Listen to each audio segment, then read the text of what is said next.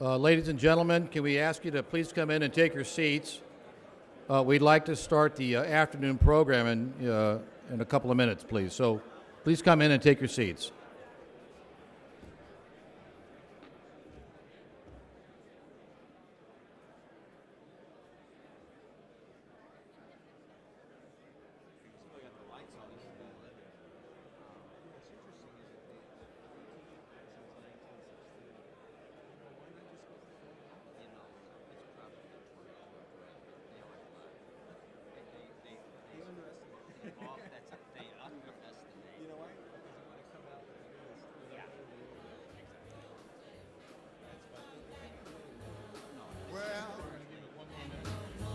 What you said? Hi, how are you? Well. Oh, yes, hey, how's it going? Very well, thank you. Nice to meet you, Kevin. All right, we're going to get started. Ladies and gentlemen, welcome to the afternoon program at ICON. I'm Craig Meyer. I head up the logistics and industrial services practice at JLL for the Americas, and I'm really pleased to moderate this panel talking about connecting the links, the supply chain strategies for success. I know many of you went on the port tours this morning and recognized what a huge engine of growth exists right across the street with us with the combined ports of LA and Long Beach, really the major enter point for trade in the United States. And we've got a very distinguished panel today to talk about some of the big factors that are influencing not only the port, but supply chain throughout the United States, and ultimately to the end customers that occupy our buildings. So let me introduce our panel. Starting immediately to the right of me is Bill Mangaluzzo. He is with the Journal of Commerce and is the senior editor. And I want to point out to you, the Journal of Commerce has been in continuous publication since 1827. It is a leading publication for maritime and transportation industries. Bill is an expert in the movement of container traffic. Next to him, we're very delighted to have Dr. Noel Hasagaba. He is the Chief Information Officer for the Port of Long Beach. Dr. Hasagaba is the Chief Commercial Officer for the Port of Long Beach, where he previously served as Deputy Executive Director and Chief Operating Officer, responsible for managing the daily business activities of the port, including 17 divisions and 500 employees. He also was, I think, Chairman of the Harbor Commission at one point. So anyway, we're delighted to have him. Really wonderful to have him as a guest. And then last, we've got Lang Allen, from Executive Director from USAA. He's responsible for the deployment of development capital for both speculative and build-to-suit projects throughout the U.S. And by the way, USAA is now also active in Europe. Prior to his current role, he was head of industrial asset management for the firm, where he was responsible for over 50 million square feet of industrial property valued in excess of $2.5 billion. So please offer a warm welcome to our distinguished panel.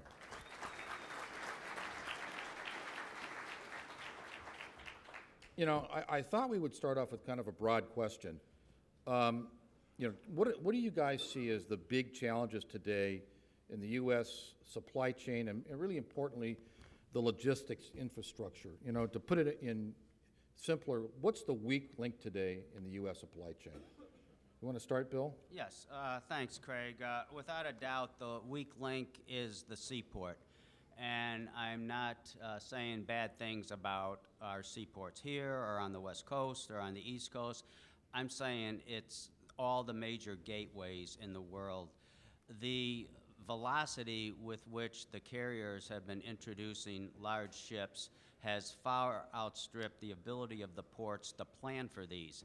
So just to give you an example, now this story just came out in the Journal of Commerce this morning.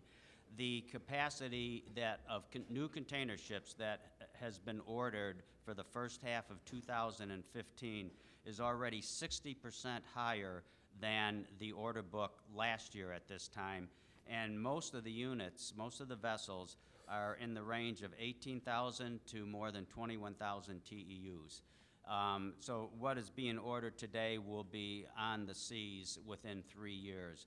The ports just have not been able to adjust quickly enough to handling these big ships. The stress that they put on the actual ship-to-shore cranes, on the movement of the container through the container yard and out the gate, and then on the inland infrastructure, both rail and highway, is just far beyond what anybody imagined and planned for. So that's my take on it, Craig. Great, so big ships and congestion. Yes. Noel, what's keeping you up at night? Well, there are many things that keep me up at night, but in reference to what Bill just said, I think he's right. The seaports as a unit, one of the components along the entire supply chain, certainly have experienced some serious choke points. Let me start with a bigger picture and drill down into the seaports, though. Our supply chain is highly interdependent, but as we all know, it is also highly fragmented because they operate as distinct business units that don't necessarily coordinate or collaborate. One of the things that we're doing as a port authority in conjunction with our sister port, the Port of Los Angeles, is we've initiated this effort to optimize the entire supply chain. With the big ships, the alliances, and as Bill pointed out, outstripping the terminal's ability to handle the surge in volume. Just to give you an example, the terminals we have at the ports of LA Long Beach were designed for ships half the size of those calling there today. So as you can imagine, try bringing in a motorhome into your garage. I mean, that's the visual that you get. So what we're trying to do is look beyond the docks, look at the entire supply chain, because with a surge in volume comes the need to improve the supply chain. We can't just say, well, look, let's just get this additional cargo and move it out, because there's some upstream impacts into the distribution centers that includes and incorporates the railroads, the truckers, and so forth. So that's what we're trying to do now. We're trying to align the supply chain. We're trying to bring coordination to the supply chain to make sure that the goods reach destination as quickly and as efficiently as possible. Lang? And Craig, from a from a real estate perspective, I think these guys touched on it all. I mean, it's an ever-changing and evolving process. So, how we make our real estate investments is changing based on supply chain. What are certain good areas in certain markets may not be tomorrow. There may be new drivers, whether it be the size of the container ships and the ports that can handle them, to the interior infrastructure around the country to be able to accommodate supply chain. So that's what keeps us up at night, is are we making the right investments in the right markets, in the right places that are optimized for these supply chain changes. Lang, let's pick up on that a little bit. When you're out talking to a customer today, what are the things they're telling you when you're looking at a site selector for a big company or a corporate real estate executive when they're looking at one of your projects? Give me an idea how that flows back that both Bill and Noel can comment on. Yeah, I mean, I think it's important to, just also take a look back in history. I mean, I think it was not 10 or 15 years ago, you would have somebody make a real estate decision and they would solve for the supply chain around real estate. Now, it is truly a situation where, every transaction we work on, they're identifying real estate options, and then supply chain is front and center in making that decision. And again, I think the evolution of supply chain's importance or their influence on entire organizations is still evolving. They're the ones that are internally, similar to what you're doing at the port, trying to integrate all the vested parties and siloed compartments of organizations to arrive at the most optimum solution for their demands. So, the other thing would be, what we're hearing from our customers, the imminent driver shortage, I think, is one that, we keep hearing about. It makes the top of the list. Some of the ones we've talked about internally would even be 3D printing and some of the other initiatives that are out there and how they impact the supply chain. So interesting. Bill, you mentioned about congestion. Talk to me a little bit more about that as the weak link here. How does that connect in with the driver shortages and things like that? Yeah, good analogy. Good connection there, Craig. The congestion at the ports is increasing the turn time for the truckers. What should be a 1-hour visit to a marine terminal for a trucker, and don't forget, they're paid by the trip, not by the hour, so time is money to the trucks. What used to be a 1-hour turn time is now maybe double that. So in effect, for the driver, you're cutting his earning power in half. and then multiply that when they get out on a congested roadway, freeway, whatever. So it's and that in effect creates a shortage of drivers. I mean, there may be enough trucks there, but for sure there are enough trucks in the harbors right now. There probably are enough drivers, but if they're sitting in line for 2 hours, instead of getting 3 trips a day, they're getting 1.5 trips a day. So that has created a driver shortage. No, what are you doing about that kind of congestion? How are you dealing with that bottleneck? Well, related to the driver shortage, I mean, they're all interrelated and interlinked, right? So when you look at the number of drivers leaving the industry because of their inability to make money, essentially not making the number of turns, a related component to that, which is operational in nature, is the supply of chassis. Are you all familiar with chassis? These are the steel frames upon which the containers sit. Many of you who did the tour of Long Beach this morning probably saw a whole bunch of them stacked up in our terminals. But at the height of congestion, just to give you an idea, the chassis supply and the inability of these truck drivers to access a chassis and then take that chassis into a terminal to pick up a loaded container and pull it out was so severe that you had a truck driver having to go to one point to pick up a chassis and head over to point B to pick up the container. And in both instances, they had to queue up. The worst case that I heard about at the height of congestion last fall was a container that was stuck in a terminal for 2 months because the driver that was assigned to it could not access the chassis. That's how bad things got. And that's why it's critical as we look at the entire supply chain that we not focus all of our resources and attention to just certain components of the supply chain. We truly have to fix the entire thing because a supply chain is only as strong as the weakest link. And as Bill pointed out, the way to fix the driver shortage problem is to allow them to make as many turns as possible. They need 2 to 3 turns a day to break even. To be profitable, they need 4. And at the height of congestion, they would be lucky if they made 1. So we really need to fix that, and that's what we're working towards as well. That's part of the supply chain optimization effort that both ports of Los Angeles and Long Beach have come together to effect. Any comment on that one, Lang? Yeah, I mean, I would just ask Bill and Noel to comment a little bit about, call it the over-the-road truckers that are coming out of the ports. I mean, we're still suffering a driver shortage there, right? I mean, and that is going to be solved similarly in terms of economic benefits, right? I mean, that's about the only way to do it. Right, Lang. Really, it's very simple. It's not a driver shortage; it's a pay shortage. Those drivers, those potential drivers, are out there. A lot of them left the industry during the recession, and now they're finding employment in construction and other areas that are doing very well that pay more. So, I mean, there's a real simple answer. It's pay the drivers more, period. So solving congestion at the port's a big thing to drive product through. Let's kind of tackle the big white elephant in the room, and I'm not going to put you on the spot, Noel, but let's talk about the labor slowdown earlier this year, the resolution on that. And Bill, you have a lot of ideas and thoughts on that. Why don't you kind of share that out with the group?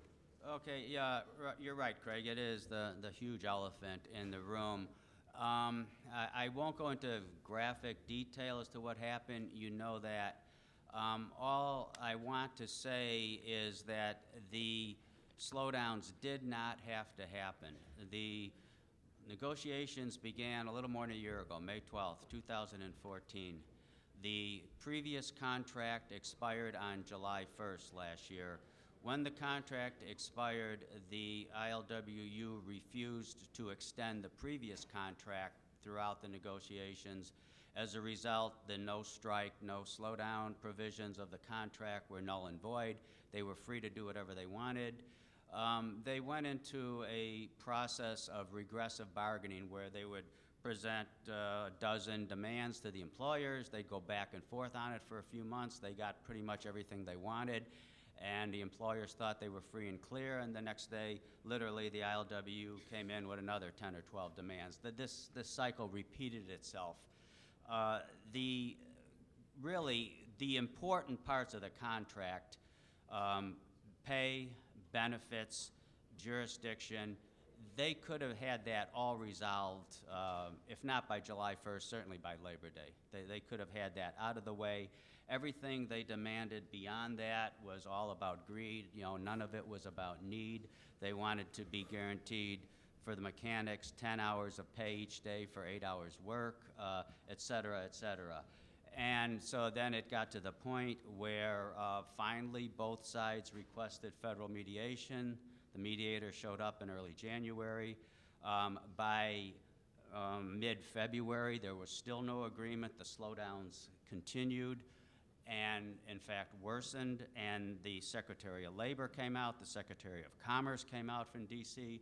Finally, President Obama sent word in the week of February 20th, which was a Friday, that if you folks don't have a tentative agreement by Friday, you will reconvene next week in D.C., and I will watch you negotiate. So that Friday evening, they got a contract.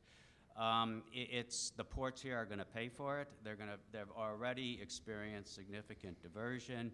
How much of that diversion will stick in the coming years? It's hard to say. It's an unscientific endeavor. In the 2002 negotiations, which were also very contentious, the experts estimate maybe 10% of the diversion to other ports that took place was lost forever. I'm hearing it could be at least that, if not more, this time. Interesting. Also, the Journal of Commerce broke this a few months ago, but recently this week the Wall Street Journal mentioned that the Longshoremen's Union on the East Coast, so with the East Coast port operators, were beginning discussions with a contract that doesn't expire for 3 years. What's your take on that? I mean, it feels like there's an effort to drive more stability in the ports that make sure the shippers will feel better and the customers will feel better. Absolutely. You know, we have got two longshore unions in this country, the International Longshoremen's Association on the East Coast, ILWU on the West Coast. Yeah, that story that was in the Wall Street Journal, we actually first reported on it in December last year. The Journal of Commerce sponsors a port performance productivity conference in New Jersey in December. And at that time, Dave Adam, who's the head of the employers group, USMX, came out and said that he was going to approach the union about starting early negotiations. Their contract, the ILA contract, expires in 2018, September 1st. And shortly after that, the ILA said, yeah, we'll do it. Now, how much will they actually have a contract completely negotiated and in place by 2018? I don't know. They're saying the right things right now, but it does send out a message to the importers and exporters and real estate developers that, you know, we prize stability above all else. So if they're good to their word, yeah, that's what's going to happen. Sounds encouraging. Noel, I know you got to be Switzerland on this, but what's the port's take on all that, and how are you navigating those waters? And let me just explain, the reason I have to be Switzerland is because the port authorities are not party to the contract. Certainly I have my own opinion, and I'd be happy to share that with you after the panel is done. But, you know, just to add to the discussion on labor, the pain was so severe, clearly across the entire supply chain, that the discussion about what to do to prevent such a situation like this again has risen the highest ranks of the federal government. Some of you may have heard that just last week, Senator Cory Gardner from Colorado introduced a bill that would grant, if passed, would grant states new powers under Taft-Hartley to allow state governors to get involved when situations get out of hand and the economic impact is so severe that even their own states are being impacted. Just to put things into perspective for you, at the height of congestion last fall, some economists were saying that the impact to the national economy was as great as $2 billion a day. And you know this because you're a national group, and you are from different parts of the country, and you were impacted by what was happening here on the West Coast. And it goes to show you how important it is for everyone along the supply chain to express their voice to the federal government about what happened. And really, I think the worst part of it is the fact that the contract negotiations were so prolonged we kept hearing, I think Bill kept hearing the same thing, we kept hearing it'll be done in 2 weeks. 2 weeks go by. It'll be done in 3 weeks. 3 weeks go by. It'll be done by December. And it was almost like a death by 1,000 cuts, and that's the hemorrhaging that essentially brought our economy to a halt. So the good news is this. We've got the attention of our federal elected officials. Committees on the Senate side within the House are looking at ways to prevent things like this from repeating again. I believe that what is happening on the East Coast is an effort by the ILA, the USMX, and all the ports that they represent as an opportunity to position themselves to get some of that cargo that we lost temporarily. But the good news is that we are in a good position here along the West Coast to retain cargo over the long term. It's our belief and our expectation with the $4.5 billion that we're investing in infrastructure, the $1.5 billion that Los Angeles is investing in infrastructure, we're spending about $2.5 million a day in infrastructure to maintain our gateway as the lion's share of U.S. imports. And we're gonna continue to fight for the cargo. We spent the last 8 months going across the country, visiting with the shippers, with the beneficial cargo owners, meeting with them, and restoring confidence in our gateway. And that's something that all of you should know, because we have a large investment to protect, just like all of you. And our intention is to win back that cargo. No, compare and contrast that. I mean, how much are the East Coast ports spending? I mean, if you guys are spending what I added up, it's about $6 billion. I mean, is that, is there anyone that stands out on the East Coast that, is even close to you in terms of capital expenditures to get their ports? That's a great question. When you look at the investments in infrastructure across the country, U.S. ports collectively are spending about $46 billion. LA Long Beach is spending about just over 10% of that. But when you look at where all those investments are being made in the form of dredging, in the form of capital upgrades and so forth, it's like that old pun, right? Everyone gets a little bit, no one gets enough. And by the time, I mean, as Bill pointed out earlier, the ship capacity is growing so fast that by the time many of these ports, particularly in Florida and the Gulf Coast, by the time they are big ship ready, the big ships will already be here. And I know we're going to talk about Panama Canal in a moment, but just to give you a teaser, by the time the Panama Canal expansion project is done by next year, it'll already be constrained by TEU capacity size. So in LA Long Beach, we're already getting the 14,000 TEU capacity vessels. The largest vessels that will be able to transit the expanded canal will be capped at about 13,000, 13,500. Can I weigh in on that, For Craig? sure. And just to follow up on what Noel said, Lang, the industry has no choice but to make LA Long Beach work, because the rest of the ports do not have the capacity to take any significant diversion from LA Long Beach. The LA Long Beach Port Complex handles approximately 37% of the total U.S. container volume, about 41% of all the imports. Total volume here is a little over 15 million a year. Next is New York, New Jersey at about 5.5 million, so you're talking about maybe a third of the volume here. And then it drops significantly, and I know Pat Dinan's here from Savannah, but then you get into the Savannah, Charleston type range of like about 3 million TEUs. You can't divert 3 million TEUs from LA Long Beach and send them to another port where that's their annual volume. So the ports here have to step up to their role and keep this cargo moving. That's a fact. And if I may add, just to give you a visual of what Bill just described, at the height of congestion here along the West Coast, when that cargo was being diverted to the Gulf Coast and East Coast, that diverted cargo was creating congestion there. So, Definitely. As you can see, the capacity is just not there. But let's take that on a little bit. If you take a look over the last 5 years in terms of market share between the West Coast and the East Coast, there has been a drop on the West Coast by 5%, and it's been a gain on the East Coast of 5%. And for those of us in the real estate business, we watch laden TEUs coming in. So for example, Gene Riley in the earlier panel talked about Atlanta. Talked about Atlanta, the last to recover, and it's been really, significant absorption in the last 2 years. But if you look at the TEU count, I'm not going to say a direct correlation, but a pretty big, pretty strong correlation. So how do you address this kind of market share shifts? Are these, how would you account for that? And if you're saying that they're reaching capacity with the big ships, that kind of seems to be in conflict. Well, no, that's a very good point, Craig. And yes, 5% doesn't seem like all that much, but for the West Coast, I mean, you're talking more than 1 million TEUs, that should have come through here, are not coming through here now. So the East Coast ports have their challenges.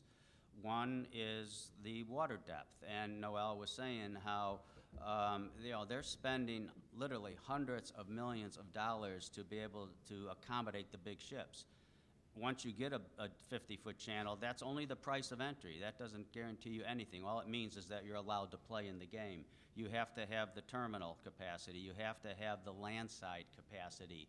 And the East Coast ports were not built for huge, huge volumes. They're much older than the ports here. They were built to support their own little hinterland 100 years ago. So you have a number of ports on the East Coast, important gateways: New York, New Jersey, the Virginia ports, Savannah, Charleston. Now Miami wants to get in the game. Houston wants to get in the game at a bigger rate.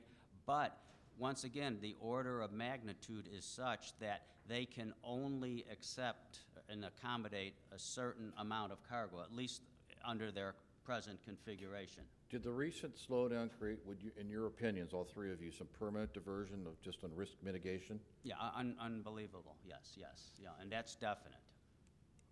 This is one point where I think Bill and I have differing views. I believe that the diversion that took place is reversible. Obviously, there's a lot of work ahead of us in order to reverse that. I think it'll take time, but we're fairly confident with the $6 billion investment we're putting into our complex. And some of you who went on the tour saw Middle Harbor.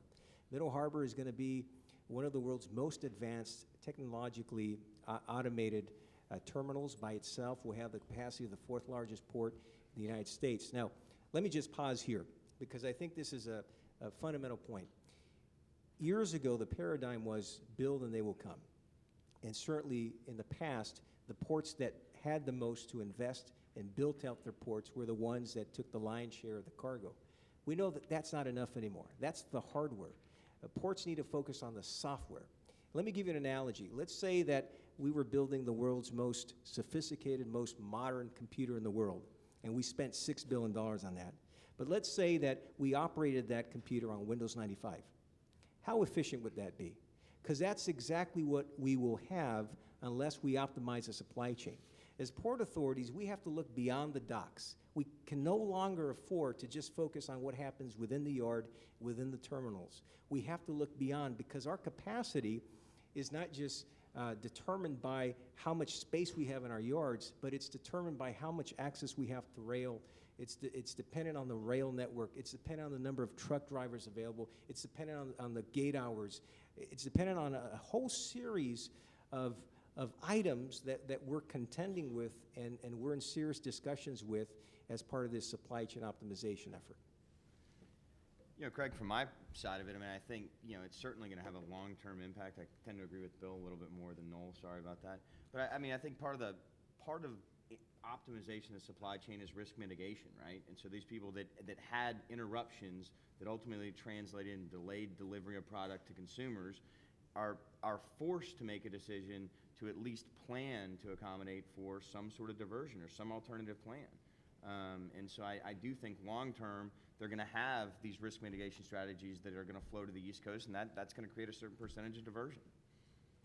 And just to really directly answer your question, whether it's diversion or whether it's just growth because of growing trade volumes and improved ports on the East Coast, where should your folks put their money?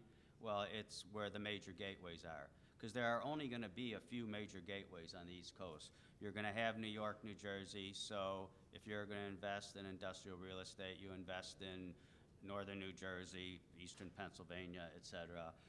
You're going to have Norfolk, basically the middle Atlantic, so that's another good area to invest in.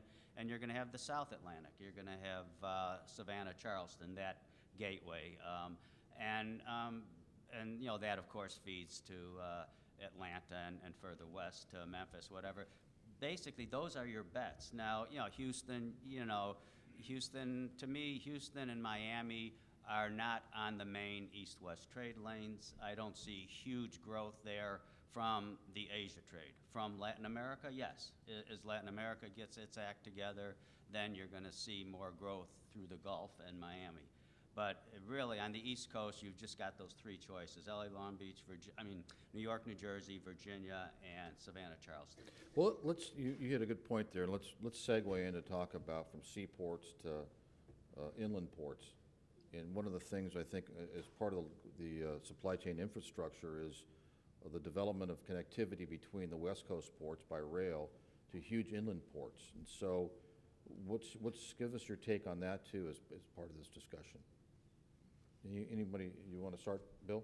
Yeah, as far as rail, the West Coast ports are highly intermodal rail dependent. Seattle-Tacoma, which is an excellent gateway, very efficient, you know, probably 65% of what they handle moves on by rail to Chicago and beyond. Oakland is much more of an export port than an import port. But LA Long Beach is big. This is the second largest population center in the country, as you know. But LA Long Beach can only fill up about 40–45% of the vessel with local cargo. The rest has to move inland. And by inland, I mean Dallas, Memphis, Kansas City, especially Chicago, and points further east, Columbus, Ohio, where there are a lot of distribution centers. It's not like that on the East Coast. Once again, the population centers are much closer together, so you have 2/3 of the population of this country living east of the Mississippi, and most of it is within a day's drive of the ports on the Atlantic coast. So they are much less rail dependent than the West Coast ports. And just to add to what Bill said, one of the options that we're contemplating at this point in time, which is not a new concept, it's one that's been removed from the shelf and dusted off, is this concept of short-haul rail. And it's related to these inland ports or these inland container yards.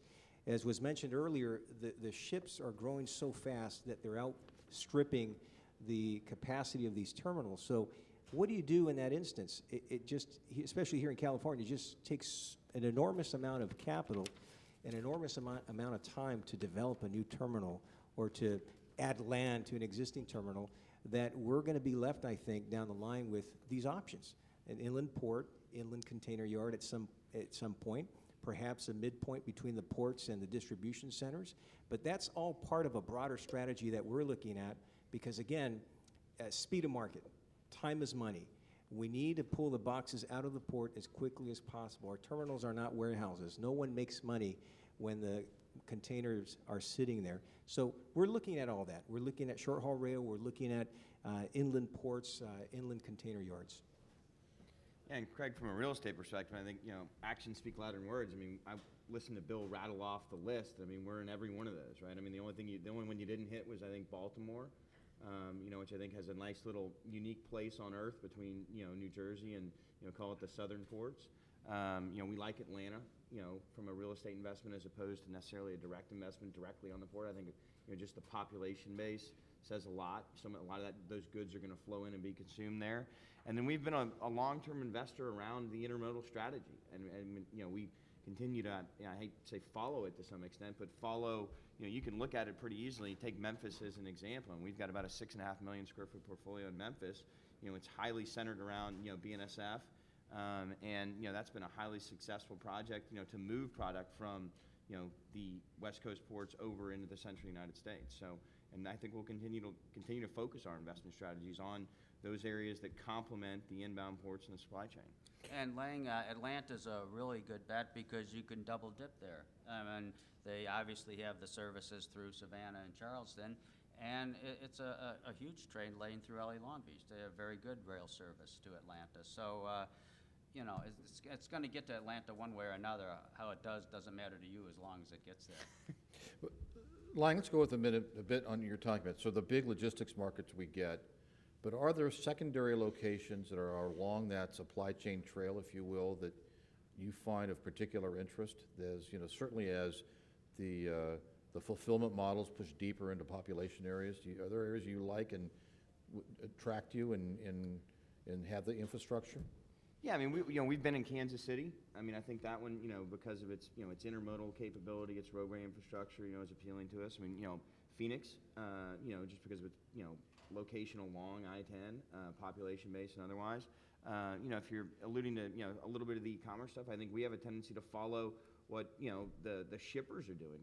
And again, that's more the, the distribution center to consumer. I mean, you can look at the UPSs and the FedExes and see where they're doing transactions to create the infrastructure, support some of that. So, we're constantly looking at those, where some of those larger throughput operations are being housed. I want to go back and talk a little bit about, it's interesting when you're talking about the infrastructure on the West Coast and the West Coast ports. And where do we sit today in LA Long Beach in terms of overall capacity? And you're doing about 15 million TEUs. You're kind of back to where you were in 2006, maybe a little bit less. You've talked about, the big ships coming. Is there an end to this universe? Is there some point where you say we can't take any more?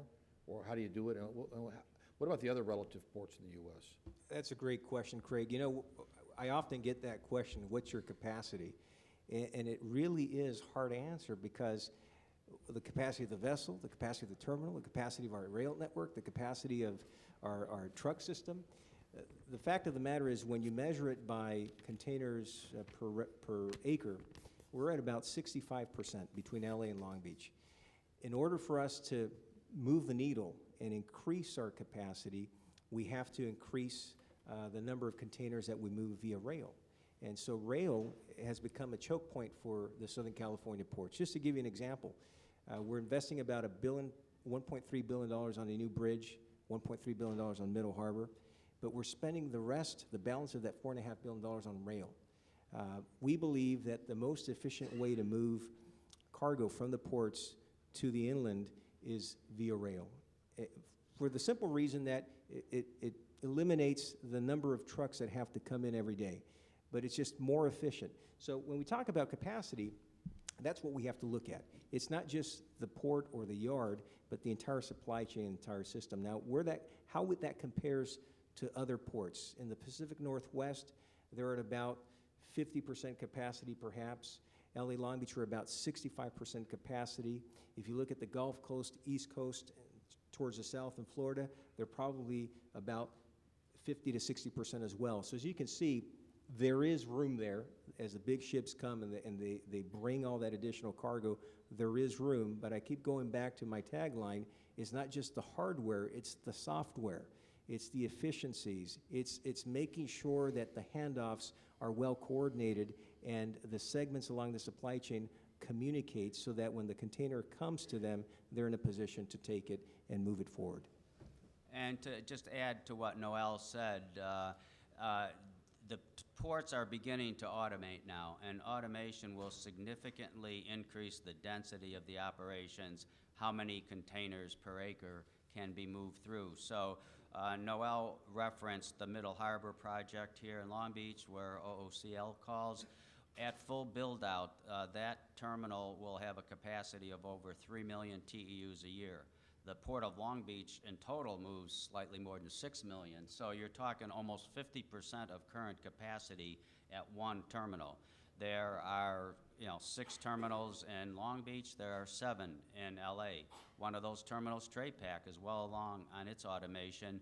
It's a smaller facility. It's only a couple hundred acres, but it will move more than 2 million TEUs a year, its capacity. So there's so much latent capacity that really, as far as just the terminal itself, that's not the issue. The issue is beyond the gates. Any thoughts, Lang?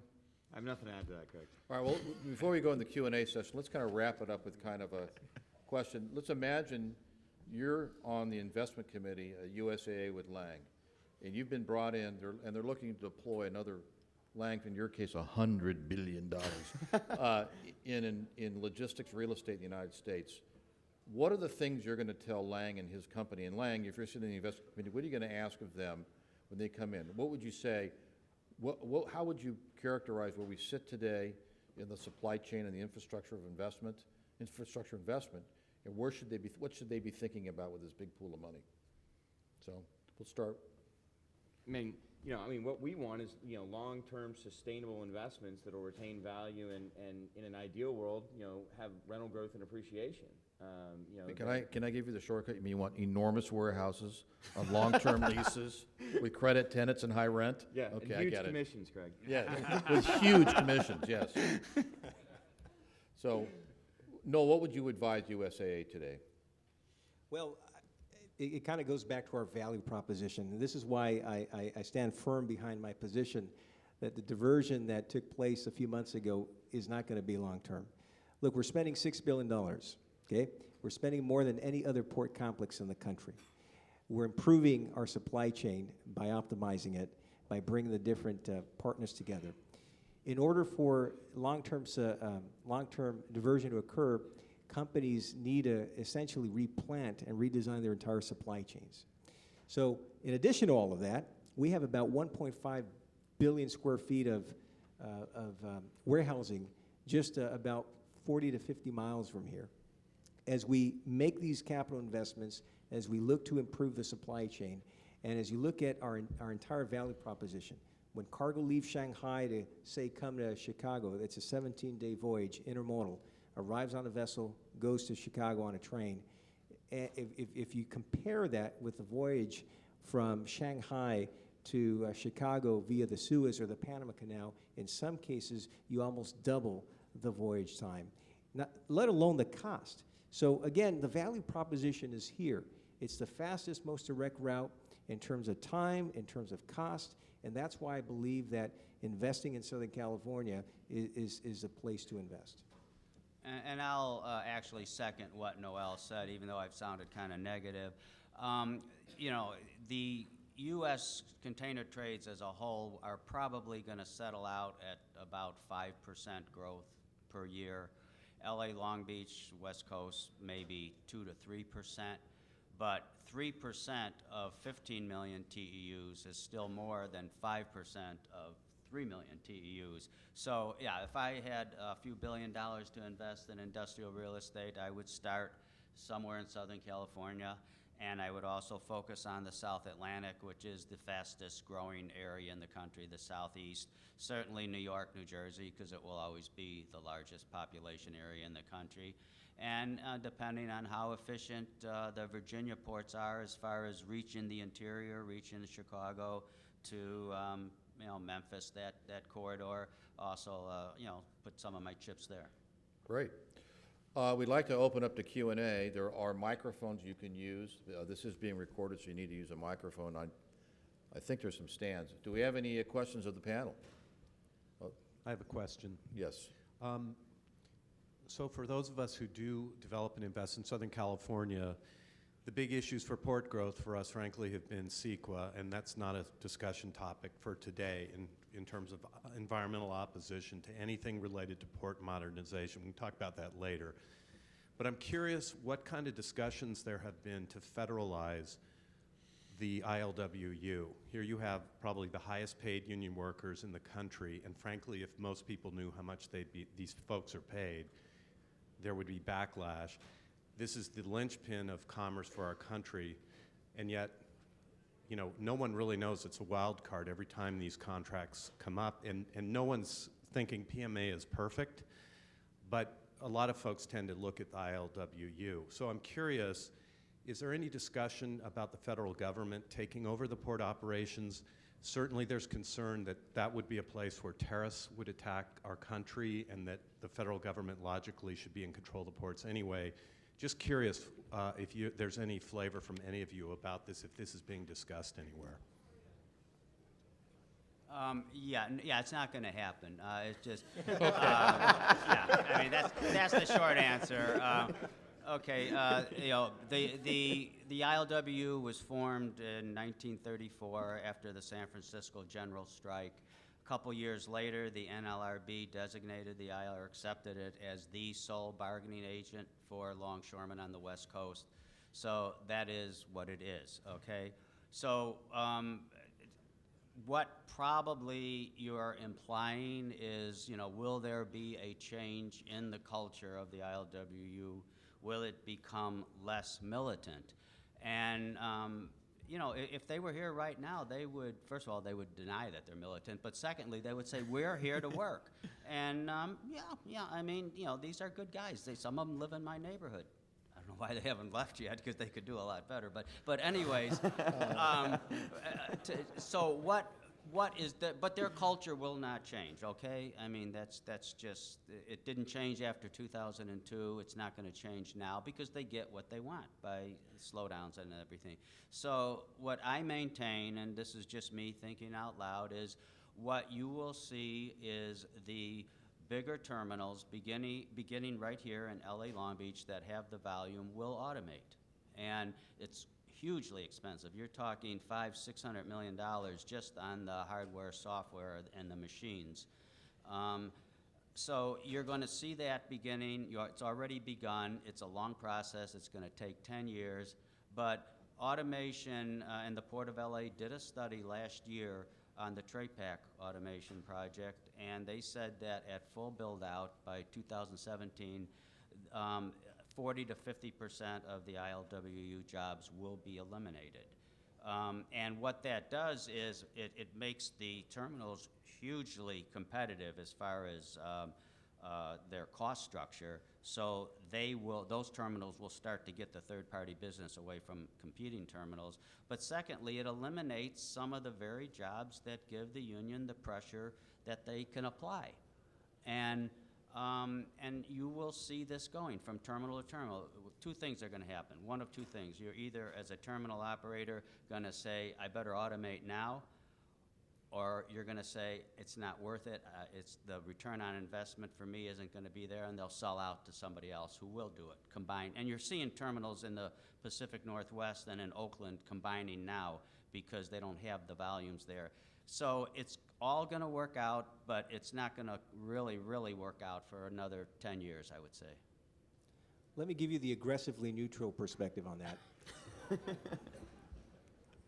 As soon as the tentative agreement was announced in February, everyone thought in the port complex it would take us about 90 days to clear the backlog. And just keep in mind, at one point, we had 28 ships at anchor. These were vessels that were waiting for a berth space to come in and bring their cargo. Well, we cleared that in half the time. It goes to show you that when the labor force is ready to work, they show up to work. And as Bill pointed out, these are good people. You know, they were fighting for a fair, what they thought was a fair contract. I don't know that what the gentleman asked in terms of federalizing and so forth. I don't know where that's going to go. I know there's a lot of discussions. I referenced one earlier, Senator Gardner from Colorado.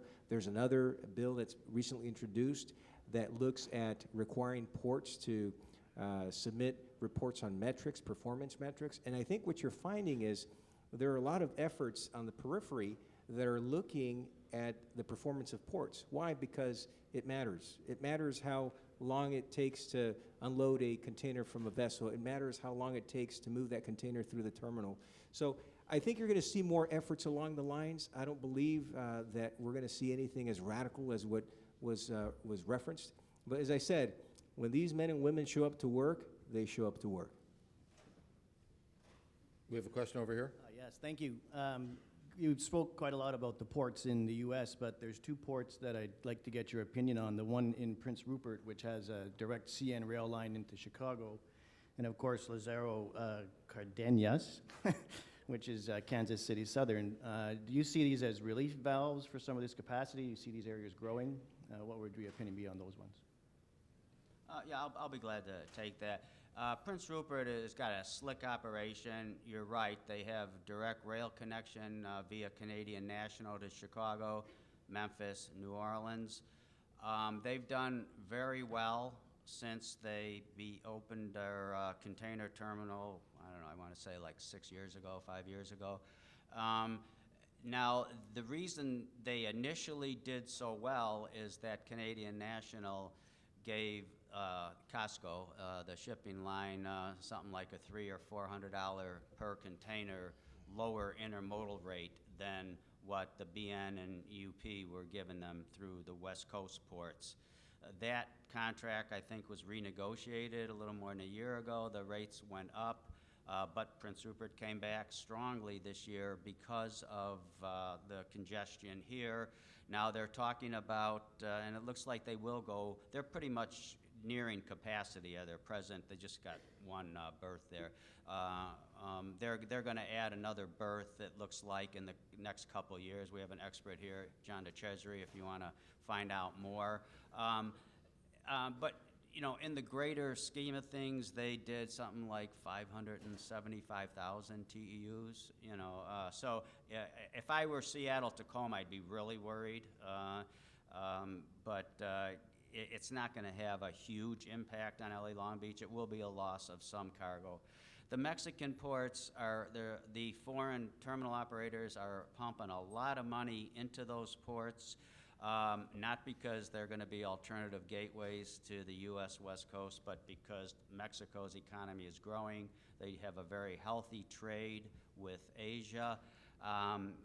To my knowledge, Lazaro, I don't think it's moved any significant share of its cargo to the U.S. Carriers, shipping lines, and railroads want density. They charge much lower intermodal rail rates through LA Long Beach because they want the cargo to come through LA Long Beach. This is where the railroads can fill up the trains and have 2 or 3 leave every day. You're not going to get that type of density in Mexico. And then you've got the additional crossing the border issue, which is more of an issue there than on the northern border. So I think for the foreseeable future, as long as there's capacity on the West Coast and things move reliably, which they should now until July 1st, 2019, when the next contract is due, I don't think you'll see competition from Mexico. You will continue to see cargo moving through, increasing through Prince Rupert. And don't forget Vancouver. Vancouver used to, I think 5% of their cargo was US bound. Now I think it's something like 20% or more. Noel, it's big. Right. They've really been going after the New York, off the Chicago and somewhat east of Chicago market. So, yeah, that's where in this part of the world, on the western side of the Pacific Ocean here, this is where you're going to see the action, is more in Canada than Mexico. That was excellent analysis. I just want to add 10 seconds. The other thing that Canadian ports have going for them that we don't have here in the U.S., and I believe we need, they have a national freight plan. The central government essentially coordinates the different modes of transportation and connects them and connects the supply chain. We don't have that right now. We're trying to do that here in Southern California, but that's another advantage, just to add to the excellent list that Bill just mentioned. Thank you. We have time for one more question, if there is one. I think we do. I guess it's me. Following up on a talk about Mexico, Lang, what's your take on Mexico? Do you have money that you're looking to place in Mexico, and how do you underwrite it? We've actually looked at it in the past. I mean, as of right now, we have made no investments in Mexico. I will tell you the one advantageous side for investing in Mexico on the industrial side, and some of you may or may not know this, is that most of the leases are denominated in U.S. dollars. So it does alleviate a lot of that, call it obvious exchange rate risk. But as it stands right now, we have not made any investments in outside of the continental U.S. here and Europe. And Mexico is really not a target market for us right now, but that certainly could change. We look at it periodically, I would say. Okay, with that, we got to wrap up. We're out of time. So please join me in thanking our panelists. And at 3:35, if I'm correct, please come back. We're going to do Shark Tank. So you get a 5-minute break. It's fun, right? Yes.